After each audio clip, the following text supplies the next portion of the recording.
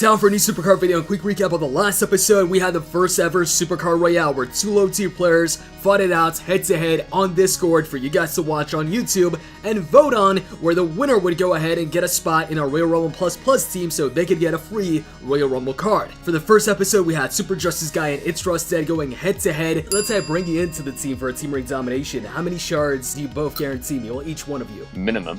Yeah, I'd say like 27. Minimum. 27, really? Okay. Whatever he's doing, I'm doing 2 more. Okay. So don't set yourself up like that, buddy.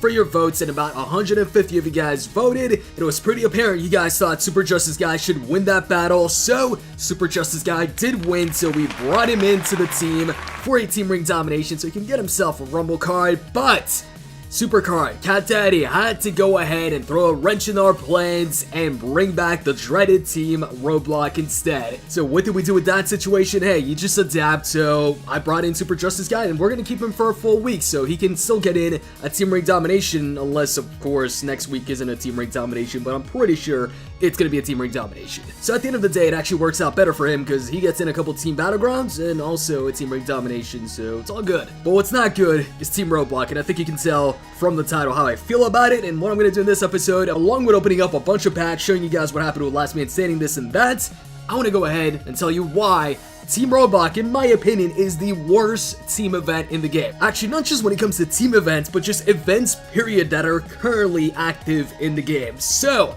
let's go ahead, get started with that right away. First off, for an event that's supposed to be a team event, the rewards don't really reflect that. In fact, the rewards in Team Roadblock are more like single event rewards, where the rewards are dependent on your tier and your tier alone. It doesn't matter if your team is in Royal Rumble Plus or Plus, if you're in Primal or if you're in Vanguard or whatever, you're not going to get the same rewards as somebody who's in the Royal Rumble tier. And that's when it comes to both the milestone and team rewards. There's a couple milestone rewards that don't depend on your tier, but the actual good ones, the ones that you want, like for instance Matt Riddle, it's all about your top 8. So if you're not in the Rumble tier, you're out of luck. You're not getting Matt Riddle. So right off the bat, just based off that, the incentive for low tier players to play this mode compared to a ring domination of Road to Glory is really low. Because in those other team events, you could be active just like the other teammates and you'll get a top card just like them. You'll get the same card that they get. But here, you can be the most active person on the team. You can get the most points. But if you're not in the Rumble tier, number one, you're not getting that featured card, in this case, Matt Riddle, and you're not possibly getting a Rumble card, even if your team makes it to the top 5. But this mode doesn't just suck for low tier players, it sucks for top tier players as well. Because only a select few teams will actually potentially, and I say potentially because you're not guaranteed a Rumble card here, aside from Matt Riddle if you get enough points individually. As far as the team goes, only 100 teams will possibly get a Rumble card. The joke here is possibly. You can make it to the top 100 and only get a Nightmare out of it. And if you make it to the top 5, you could potentially get just 2 Vanguards out of it for all that work. And speaking of that, that brings me to how the time and money spent on this versus the rewards that you get totally suck. Just to quickly show you guys how bad this team event is when it comes to rewards versus time and money spent compared to the other team events, this is from our last team ring domination. We got the Ricochet card within the first hour. We then got the Vanguard, which I think was Kushida, within maybe an extra hour or hour and a half. So within 2 to 2 hours and a half, we got both the Rumble and the Vanguard, and then we just chill. We don't need to play anymore, that's it. And then when it comes to Team Road to Glory, a little over 5 hours and the event is complete and we can chill. We got the Rumble card, we got the Vanguard, and everything else. So from both Ring Domination and Road to Glory, we got the cards relatively quickly, and then we were able to just relax for the rest of it. And those cards were guaranteed for all the team members as long as we got the cards. Didn't matter if somebody was on the Rumble, they were gonna get the card if we finished the event. Compare that to Roadblock, which is a competition against other players. Assuming you're playing a fair way, you gotta keep on playing to keep your position, to move up and also keep your position, so you're playing for the entirety pretty much of the event. And you're likely also spending money to ensure that you make it in that top 5 spot. Well, maybe some people might spend money, some people might not, but basically you're spending a lot more time in there. And what are you getting out of it? If you spent that much time into the event, you're likely getting Matt Riddle, so that's a Rumble card. But then when it comes to the other reward, that could just end up being 2 Vanguards for all that work. If you get 2 Rumble cards out of that pack, great, but let's look at the history of packs like this in the game. More than likely, you're getting the Vanguards. And finally, one of the biggest reasons why this game mode sucks is cheating and exploits. It's all over Twitter. People are apparently using a bunch of exploit software to go ahead and get an advantage in this mode and make it to the top. So basically, people are cheating, and I'm not talking about switching all your team's cards to the same arrow. That's not cheating, that's just a strategy if it even works. But I'm talking about people actually cheating using software to get ahead in the mode. And since it's a competitive mode against other people, it sucks for the people playing fair. So the mode already sucked, and then you add the cheating onto it, sucks even more. And there's some footage on YouTube showing the cheating, and I wanted to show this on video, but I messaged a guy, he didn't get back to me, so I'm not going to show the footage on here, but you guys can find it if you look hard enough. You know what doesn't suck though? The Discord, link is in the description box, join it right after this video, but first, there's a bunch of stuff that's happened since the last episode you guys saw. I mean, I got a bunch of new cards, I pulled Razor, Stone Cold Steve Austin, obviously went through Last Man Standing, and I got a bunch of packs. And I don't even know where some of these packs come from. I know there's a Platinum pack in there, there's probably a Wild Wednesday and some other stuff, so let's just go ahead and open up this big variety of packs that I've got. Alright, let's start it off with, I guess, the Team Roadblock reward, but the thing is, I didn't play it. The only footage or the only roadblock that I played is for the footage that you guys saw in this video. So yeah, some crap there. Let's go ahead and move on here. Let's just go ahead and get this. Alright, skip that. I think that's from the most recent PvP. Alright, this, momentum slots, okay, only 2 momentum slots, PvP reward, okay, pack, Platinum League, oh, just some crap, SummerSlam, and 19 cards, so we'll move on from that real quick.